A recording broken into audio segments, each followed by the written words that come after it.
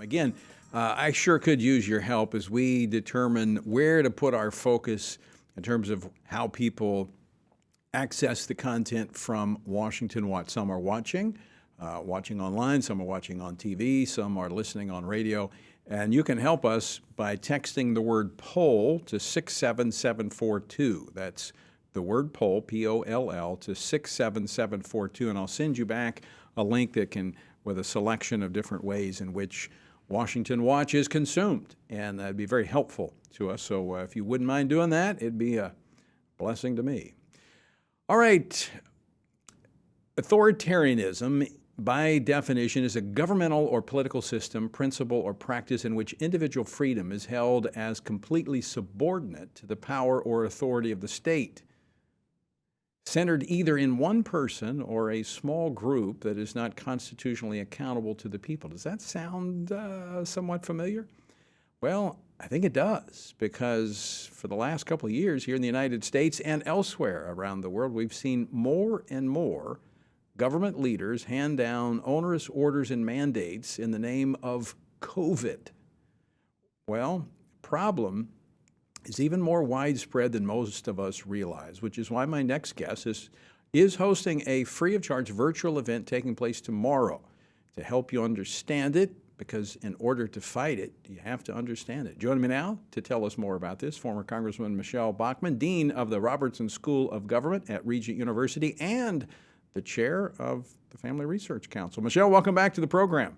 Tony, thank you so much. It's great to be on your show today. So let's talk about the concern of authoritarianism. I mean, it's something we've been seeing a lot of in the last 2 years. Yeah, it is. And Tony, everybody across the world, not just in America, but across the world, people are saying, what is going on in America? What is going on in my society? One example would be the truckers up in Canada, when the prime minister famously put a freeze hold on anybody who was connected with the trucker roll-on into Ottawa. They put a freeze on their bank accounts.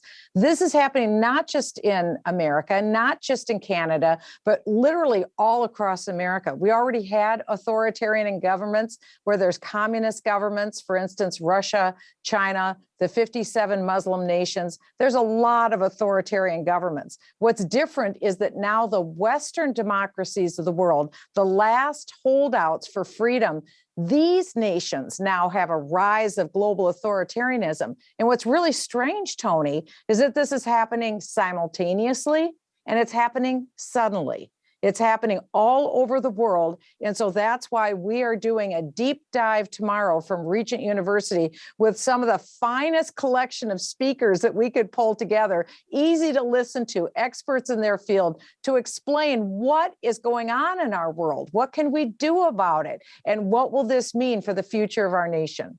And Michele, you know how government works, that using the coronavirus as a reason to exercise this authority, rarely does government give authority back to the people. And so what it's doing is setting a new standard, eclipsing the civil liberties of the American people. Well, you're exactly right, Tony. And we're in that process right now to discover whether or not we as American citizens will ever get that level of control back. Again, you gave it well in the definition of authoritarianism.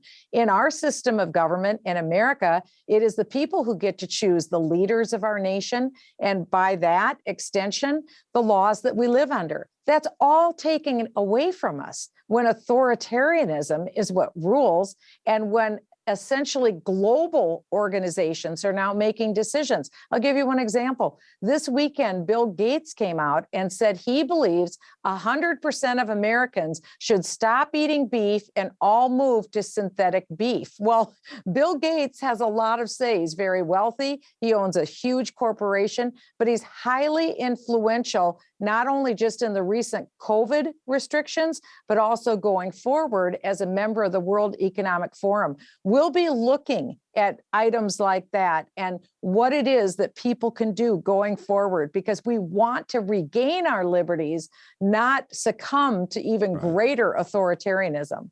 Yes, and I talked about this last week on the program. That's why FRC Action is suing the Biden administration over Yes. the FAA mask mandate because, as we've argued, where we end this pandemic is where we start the next, unless we take back our freedoms and our rights to determine for ourselves. So who are some of the speakers and what are some of the topics that are going to be covered tomorrow? Well, the first topic will be covered by the Hoft brothers. They run the exciting website, The Gateway Pundit, one of the biggest conservative websites.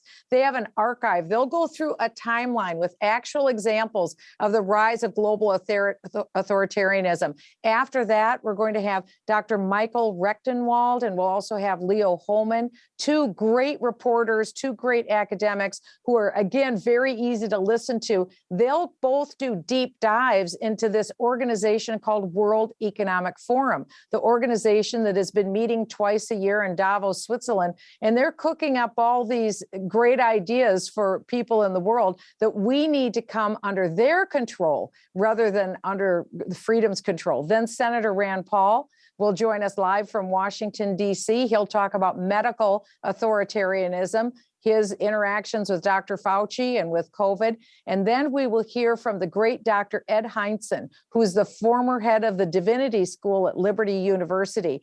We're going to set the table with the geopolitical situation, but we're not going to leave it there. We want Dr. Ed Hindson to speak about what does the Bible have to say about these days we live in? Does the Bible have something to say about authoritarianism? So we'll hear from Dr. Ed Hindson, and then we'll end with a great Christian historian, Bill Federer, who will go through the entire history of authoritarianism, of socialism, fascism, communism, and we'll see where we're at today in America and other freedom-loving nations around the world, and how will we compare with what's happened across the world. So this will be a full day.